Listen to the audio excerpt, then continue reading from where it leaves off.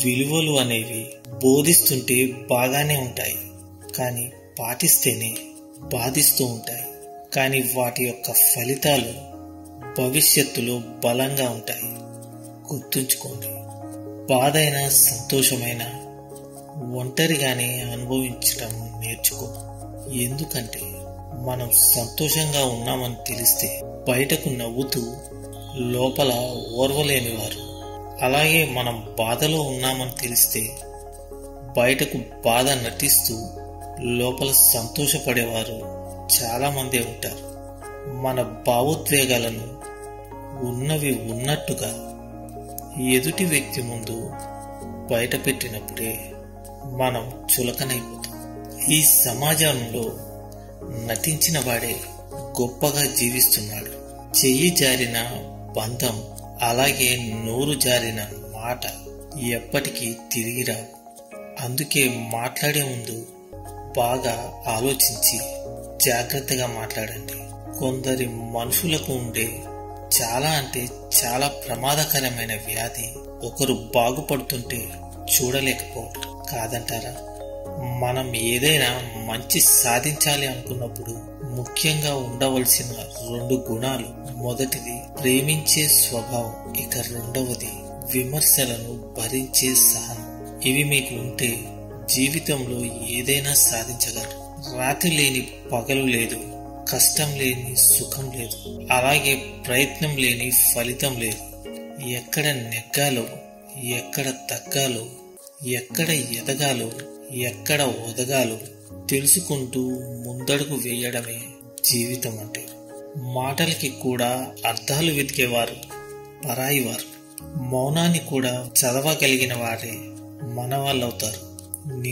నిన్నుగా నమ్మిన వారికి ప్రాణమివ్వు, నిన్ను వదిలి వెళ్లే వారికి దారినివ్వు.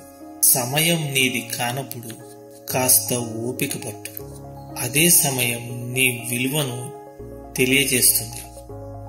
ఎంత ఓపికతో ఉంటే అంత గొప్ప స్థాయికి చేరుకుంటావు. మనకు ఎంత ధనం ఉన్నా ఆకలి వేస్తే తినేది మాత్రం ఆహారాన్ని. మనకు ఎంత గుర్తింపు ఉన్నా అందరూ చూసేది మన గుణాన్ని. గుర్తుంచుకోండి, అన్నది మాటే కదా, ఏమవుతుంది అని తేలికగా తీసుకోకు. ఎందుకంటే నరం లేని నాలుక అన్న మాటకు నరాలన్నిటికీ జీవం పోసి హృదయం గాయపడుతుందని గుర్తుంచుకో. మనం ఎవరో తెలియకుండా మన గురించి తప్పుగా మాట్లాడుతున్నారు అంటే బాధపడవలసిన అవసరం లేదు. శునకాలు కూడా తెలియని వారిని చూసి మురుగుతూ ఉంటాయి. అంత మాత్రాన మనం చెడ్డవాళ్ళం అయిపోం.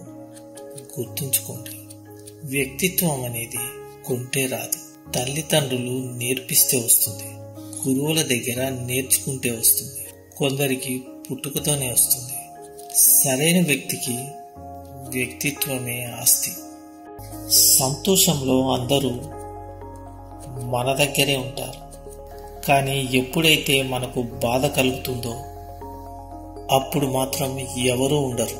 ఎవరైతే నీ బాధను పోగొట్టి నిన్ను సంతోష పెడతారో వారే నిజమైన మిత్రులు.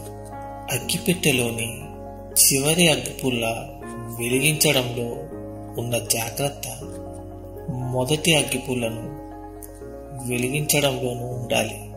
అలాగే జీవితంలో ఆనందంగా ఉండాలి అంటే మీరు నిర్ణయం తీసుకునే మొదటి క్షణాన్ని కూడా చివరి క్షణంలానే ఆలోచించాలి.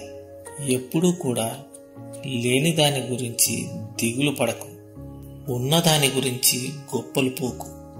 దేన్నైనా మార్చే శక్తి రేపటికి తప్పకుండా ఉంటుంది. మనకు లేనిది రావచ్చు, ఉన్నది పోవచ్చు, ఏదైనా జరగవచ్చు. ఆశపడడం, అలాగే ఆరాటపడటం ఇవి అజ్ఞానులు చేసే పనులు.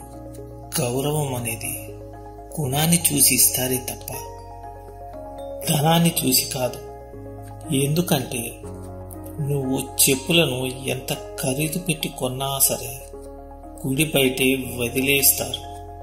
కొద్ది ఖరీదు పెట్టి కొన్న కొబ్బరికాయను మాత్రం గుడిలోకి తీసుకువెళ్తావు. అర్థమైందనుకుంటా. మనల్ని బాగున్నావా అని అడిగే వ్యక్తుల కంటే మనం బాగుండాలి అని కోరుకునే వ్యక్తులు ఉండటం ఎంతో అదృష్టం. అలాంటి వారిని వదులుకోకండి. ఎదుటి వ్యక్తి గౌరవించలేదని బాధపడకు. నీకు మర్యాద ఇవ్వలేదని ఆవేశపడకు. నిన్ను గౌరవించేంత అర్హత వారికి లేదని తెలుసుకో. అలాగే మీకు మర్యాద ఇచ్చేంత సంస్కారం వారికి లేదని అర్థం చేసుకో.